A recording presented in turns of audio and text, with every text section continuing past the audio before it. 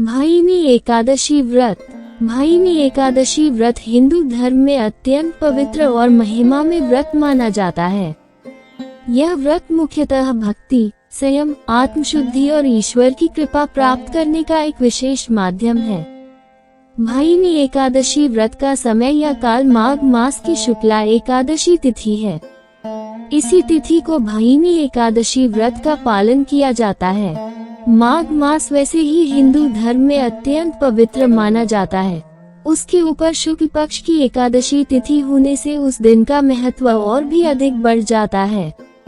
यह व्रत सभी कर सकते हैं, स्त्री पुरुष, गृहस्थ सन्यासी, धनी निर्धन, किसी प्रकार का भेदभाव नहीं है।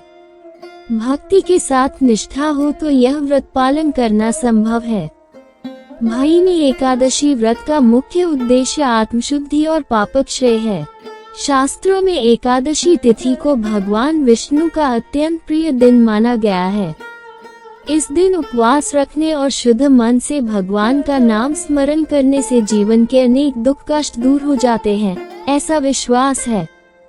भाईनी एकादशी व्रत की महिमा का विशेष रूप से वर्णन पुराणों और व्रत कथाओं में मिलता है, जहाँ भीम, कुंती देवी, श्री कृष्ण और वरुण देव का प्रसंग अत्यंत महत्वपूर्ण रूप से प्रस्तुत हुआ है। भाईनी एकादशी व्रत की सामग्री और विधि।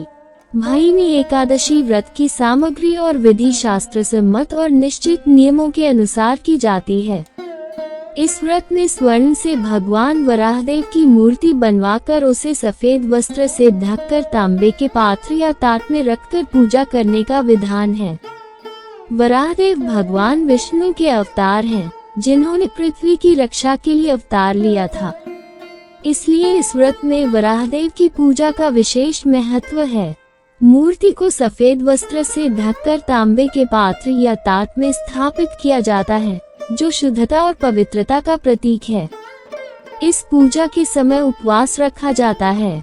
उपवास का अर्थ केवल भोजन न करना ही नहीं है, बल्कि मन और इंद्रियों को संयम में रखना, अशुभ विचारों का त्याग करना और पूरे दिन भगवान का नाम स्मरण करना है।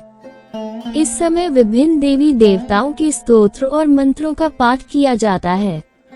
विशेष रूप से श्री कृष्ण, विष्णु और वराहदेव का नाम जप करने से व्रत का फल कई गुना बढ़ जाता है, ऐसा विश्वास है। अगले दिन अर्थात द्वादशी तिथि को ब्राह्मण भोजन कराकर पारण किया जाता है। पारण के समय विधिपूर्वक ब्राह्मण को भोजन कराना अत्यंत आवश्यक माना गया है। इसके बाद स्वर्ण मूर्ति को ब्राह्मण को दान करना चाहिए।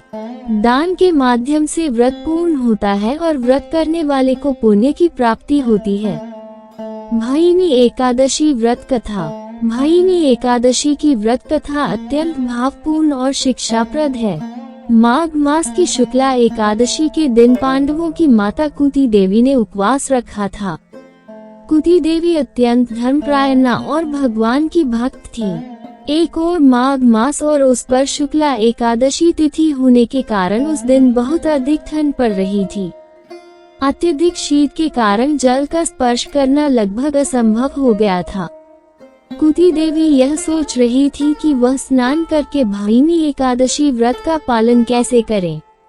व्रत के लिए स्नान आवश्यक था, लेकिन उस ठंडे पानी को छूते ही शरीर कांप उठता था। फिर भी उन्होंने धर्म पालन का संकल्प नहीं छोड़ा। किसी तरह स्नान करके कांपते हुए वह घर लौट रही थी। उसी समय मार्ग में उनकी भेंट भीम से हो गई। भीम अत्यंत बलशाली थे और माँ के प्रति उनका प्रेम और श्रद्धा अपार थी। माँ को ठंड से इस प्रकार कांपते देखकर भीम को ठंड पर अत्यंत क्रोध आया।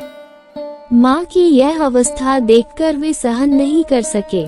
भीम ने तुरंत लोहे की फाल को लाल होकर तपाया और श्री कृष्ण का नाम लेकर उसे जल में डाल दिया। भीम का ये कार्य केवल शक्ति का प्रदर्शन नहीं था, बल्कि ईश्वर भक्ति का भी प्रतीक था। भगवान श्री कृष्ण के नाम से किया गया कार्य कभी निष्फल नहीं होता। तत्काल ठंड समाप्त हो गई, जल की ठंडक दूर हो गई और वातावरण में गर्माहट फैल गई। भगवान श्री कृष्ण ने अपने भक्त भीम की मनोकामना पूर्ण की और कुंती देवी भी ठंड से सुरक्षित हो गई। इस घटना से यह स्पष्ट होता है कि सच्ची भक्ति के आगे प्रकृति भी नतमस्तक हो जाती है। वरुण देव का कष्ट और श्री कृष्ण का उपदेश। इसी बीच एक और समस्या उत्पन्न हो गई। जल के देवता वरुण अग्नि की तपन से व्याकुल हो उठे।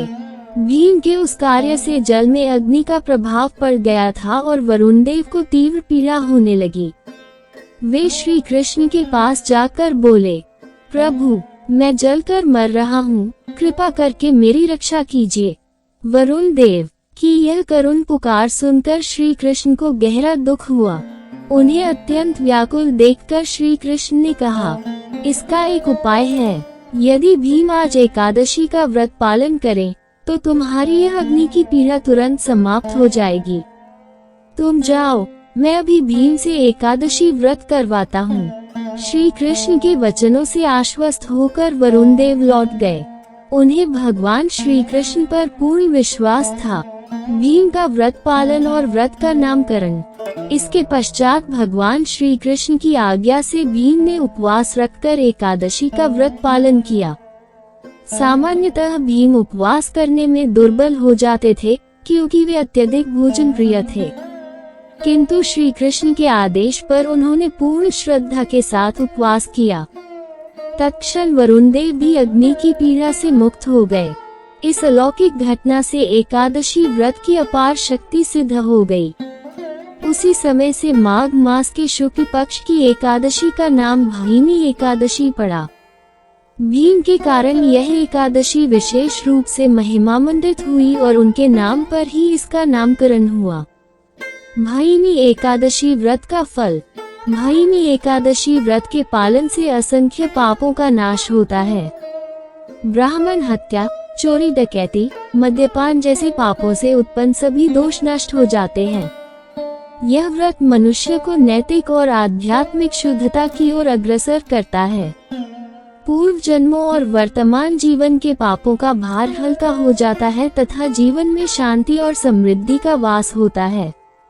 भीमी एकादशी व्रत केवल एक धार्मिक अनुष्ठान नहीं है, बल्कि यह आत्मसंयम, ईश्वर भक्ति और मानवीय मूल्यों की एक महान शिक्षा है।